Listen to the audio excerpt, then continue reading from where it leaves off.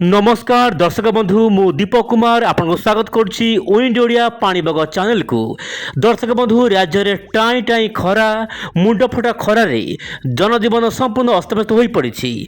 पश्चिम ओडिशा तापमात्रा प्राय 40 डिग्री टपिबा पर वर्तमान राज्य को घाड़ी प्रबल खरार भय। तेज पाणीपाग विभाग सूचना मिलवा अनुजाई एवं विभिन्न मॉडल आकलन अनुजाई आगामी दिन में ओडिशा रे वर्षा हेबो। दर्शक बंधु तेज क्यों राज्य में वर्षा हेबो, ओडिशा क्यों क्यों जिले में वर्षा हेबो आसतु आज ये भिडियो रे आलोचना करबा। दर्शक बंधु आप मोबाइल स्क्रीन देखंतु सैटेलाइट इमेज रे। दर्शक बंधु उत्तर भारत में लगातार भाव में वर्षा पश्चिम झड़ा प्रभाव में लगी रही। दक्षिण भारत में वर्षा देखा मिलूँ।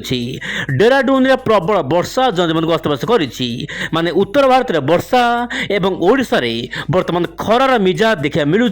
वर्तमान समय आप देखंतु वर्तमान पाणीपाग मिजाज। दर्शक बंधु आंचलिक पाणीपाग हिट वेव कंडीशन जारी करछि ओडिशा विभिन्न जिला को। दर्शक बंधु स्थान स्थान हिट वेव कंडीशन रहिबो। अनुगुल, संबलपुर, सुंदरगढ़, कलाहांडी, भद्रक, सोनपुर, बौद्ध यही सब जिलार स्थान स्थान आपंकर हिट वेव कंडीशन रहिबो।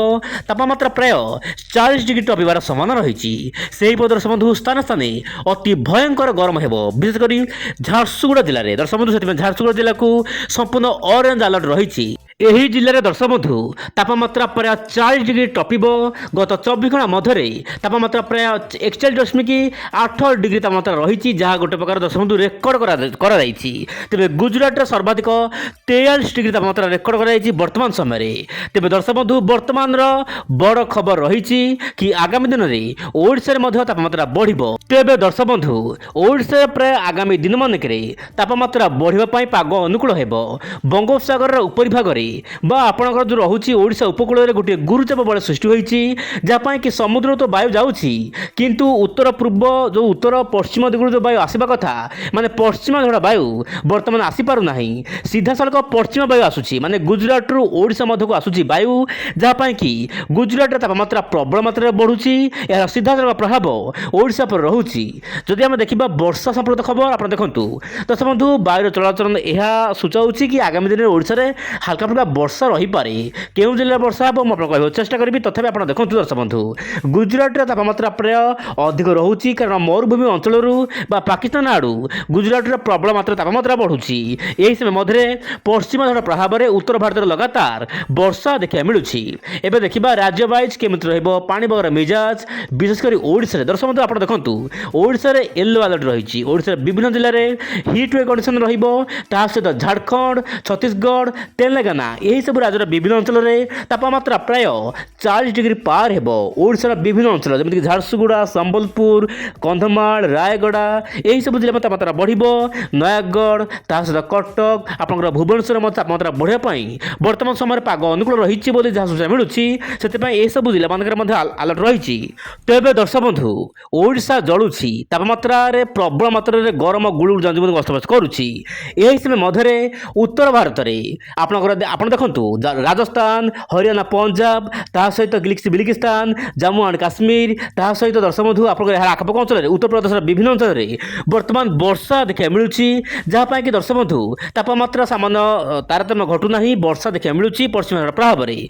किंतु पाणीपाग तरफ सूचना मिली जीएफएस मॉडल बर्तमान आकलन करुच्ची आपंकर 19, 20, 21 तारीख मानक हल्का फुल्का वर्षा देखा मिल पाए। आप मोबाइल स्क्रीन देखूँ दर्शक बंधु आपंकर झारखंड, ओडिशा, पश्चिमबंग, बिहार, तेलंगाना, आंध्र प्रदेश, कर्णाटक सहित आप तमिलनाडु, गोवा, केरल यही सब राज्य मानक आगामी दिन में वर्षा बढ़ापी पाग अनुकूल हेबो। किंतु जो वर्षा हेबो काल बैशाखी थंडरस्टॉर्म हेबार आशा रही। ओडिशा विभिन्न अंचल में काल बैशाखी हेबो, किंतु दर्शक बंधु काल बैशाखी बहुत कम समय हेबो, किंतु किछिटा रिलैक्सेशन मिलिबो। किंतु काल बैशाखी वर्षा सेते गरम को कमेवाई पाग अनुकूल हेबो नाही बोली वर्तमान समय मॉडल आकलन करुच्ची। कि देखिबार कथा आगामी दिन में पाणीपाग को लेकिन कौन सब बड़ अपडेट आसूची।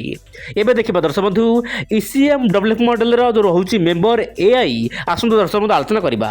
दर्शक बंधु आजिकल वर्तमान एआई रो बहुत ट्रेंड रही। वर्तमान एआई मॉडल आकलन करुच्ची कि ओडिशा रे भल वर्षा रही पारे। ओडिशा रे विशेषकर उत्तर ओडिशा सहित केंद्र ओडिशा केतक अंचल में 19 तारीख पर हल्का फुल्का काल बैशाखी हेबो। आफ्टरनून समय माने दर्शक बंधु दिहिपर समय विशेषकर दिन 2 टा रात 10टा मध्य ଓଡ଼ିଶାର ବିଭିନ୍ନ ଅଞ୍ଚଳରେ କାଳବୈଶାଖୀ ହେବ। ଆପଣ ମୋବାଇଲ ସ୍କ୍ରିନ୍ ଦେଖନ୍ତୁ ଏହି ସମୟରେ ଝାଡ଼ଖଣ୍ଡ ତାହା ସହିତ ଉତ୍ତର ପୂର୍ବ ରାଜ୍ୟ ତାହା ସହିତ ଦକ୍ଷିଣ ରାଜ୍ୟର କେତେକ ଅଞ୍ଚଳରେ କାଳବୈଶାଖୀ ଦେଖିବାକୁ ମିଳିପାରେ। କିନ୍ତୁ ଦର୍ଶକ ବନ୍ଧୁ ଆପଣ ଧ୍ୟାନ ଦିଅନ୍ତୁ, ଏହା ହେଉଛି ଲଙ୍ଗ୍ ରେଞ୍ଜ ଫୋରକାଷ୍ଟ। ଆଗାମୀ ଦିନରେ ପାଣିପାଗକୁ ନେଇକି କ'ଣ ସବୁ ବଡ଼ ଅପଡେଟ୍ ଆସୁଛି ଆଗାମୀ ଦିନମାନଙ୍କରେ ମୁଁ ଅପଡେଟ୍ ଦେବାକୁ ଚେଷ୍ଟା କରିବି। କିନ୍ତୁ ବଡ଼ ଖବର ହେଉଛି 19 ତାରିଖ ପରେ ରାଜ୍ୟରେ ସାମାନ୍ୟ ବର୍ଷାର ଆକ୍ଟିଭିଟି ଦେଖିବାକୁ ମିଳିପାରେ। କିନ୍ତୁ ସୂଚନା ମିଳୁଛି କି 25 ତାରିଖ ପରେ ମାନେ ମାର୍ଚ୍ଚ 25 ପରେ ପୁଣି ତାପମାତ୍ରା ବଢ଼ିବ। ତେବେ ଆଗାମୀ ଦିନରେ ପାଣିପାଗ ଅପଡେଟ୍ ପାଇଁ ଆପଣ ନିଶ୍ଚୟ ପରେ ୱିଣ୍ଡୋ ଚ୍ୟାନେଲ୍ ସହିତ ଜଡ଼ିତ ହୋଇ ରୁହନ୍ତୁ। ଆଜି ପାଇଁ ଏତିକି, ପୁଣି ଦେଖା ଆସନ୍ତାକାଲି ଆଉ ଏକ ନୂଆ ଅପଡେଟ୍ରେ। ନମସ୍କାର, ଜୟ ଜଗନ୍ନାଥ ଦର୍ଶକ ବନ୍ଧୁ।